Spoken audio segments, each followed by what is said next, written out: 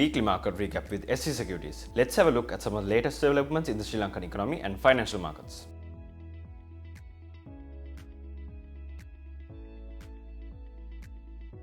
Sri Lanka's foreign reserves are expected to reach $6 billion by the end of the month, making a gradual lifting of the vehicle import ban manageable, according to the central bank governor. The vehicle ban, initially imposed during the economic crisis due to the dwindling reserves, have been partially lifted for the commercial and tourism sector vehicles. The Monetary Policy Review number 3 reported a notable increase in the reserves to $5.5 billion, supported by the significant foreign exchange inflows.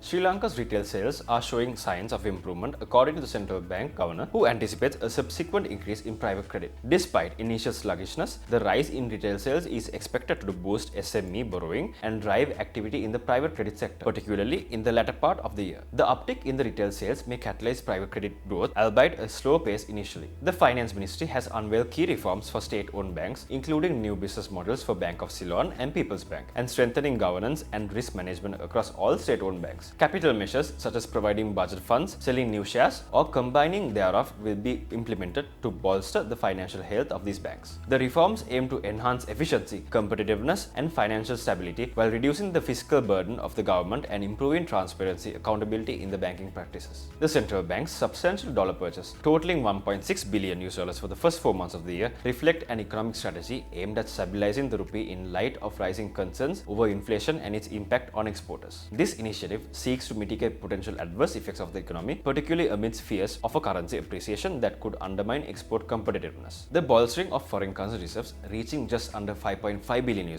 by the end of April, is pivotal in maintaining stability and confidence in Sri Lanka's economic landscape, particularly given by the backdrop of robust tourism inflows and suspended foreign currency debt.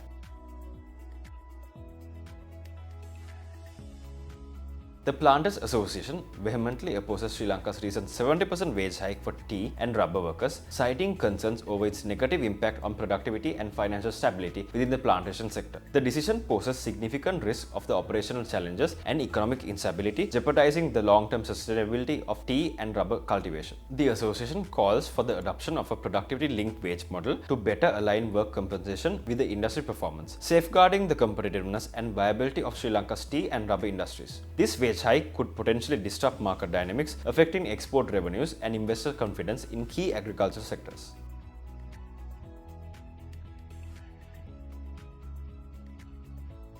State Minister Arundik Fernando mandates SOEs not be sold below assessed value, aiming to ensure transparent investment procedures and bolster financial reserves. He stresses the importance of potential investors in Sri Lankan Airlines having the capacity to maintain its debt. He also reveals challenges facing projects like Colombo Hyatt Hotel, with government readiness to complete it if no suitable investor is found. Efficient management of SOEs ensure their profitability, contributing significantly to the national economy. By attracting capable investors, the government aims to strengthen financial reserves and promote orderly management in critical sectors. Commercial banks' stock fell on the Colombo Stock Exchange following the announcement of Rs 22.5 billion rights issue. The rights issue aims to boost Tier 1 and total capital for future growth. The bank plans to offer 252.08 million voting shares at Rs 85 each and 15.847 million non-voting shares at Rs 69 each.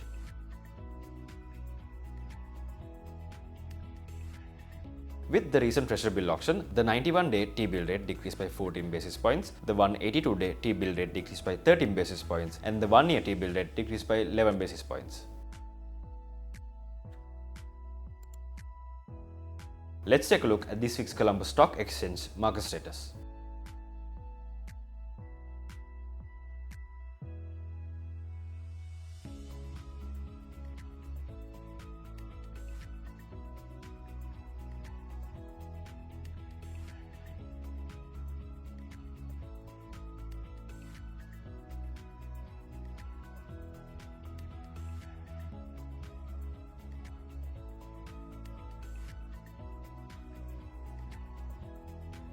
Commercial Bank of Ceylon PLC, after testing a high of 117.50 on the 13th and 15th of this month, the stock retraced to test 100.00 on the 29th. Thereafter, rallied up to a high of 107.75 and closed the week at 105.75. In the short term, the stock would find a support base between 100.00 and 103.75, failing which the prices would test the area between 100.00 and 96.30. A breakout above 107.75 could test the area up to 114.50 to 117.75. A break above 117.75 could test the range up to 125.50. Thank you for watching, and we'll be back next week.